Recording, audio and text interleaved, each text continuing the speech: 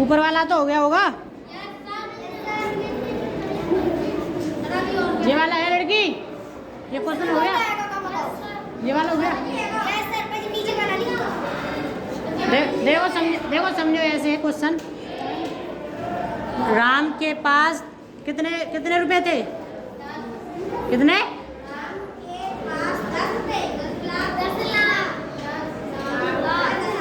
देखो मैं बता रहा हूँ, सुनो। राम के पास 10 लाख रुपए हैं, ठीक है।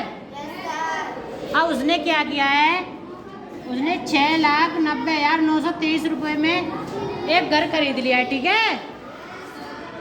उसमें से 10 लाख में से उसने इतने रुपए का एक घर खरीद लिया, और उसने 2,30,000 रुपए की 30,000 रुपए में एक दुकान खरीदी है, ठीक है। लड़की खड़ी हो, खड़ी हो, क्या बात कर रही है? दुकान कितने रुपए में खरीदी है उसने? इधर इधर इधर, क्या बात कर रही है उससे? जी बता।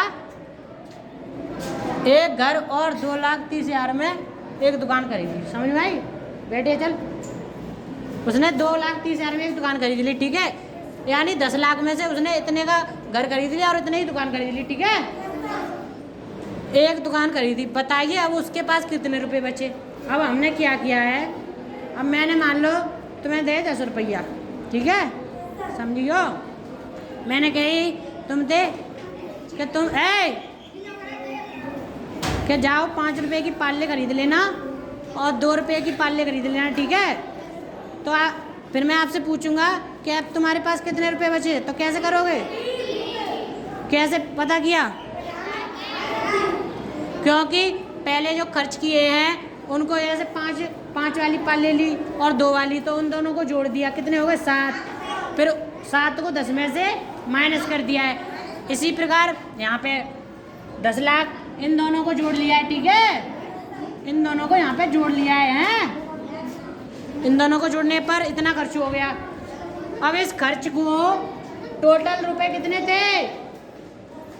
10 लाख। 10 लाख में से माइनस कर दिया, ठीक है। समझ में आई? अब कर लोगे जी? अब सबका हो गया ये? किसका रह गया है? किसका रह गया? एक से जल्दी लिखो। लाओ, उठा के लाओ उस पेपर को।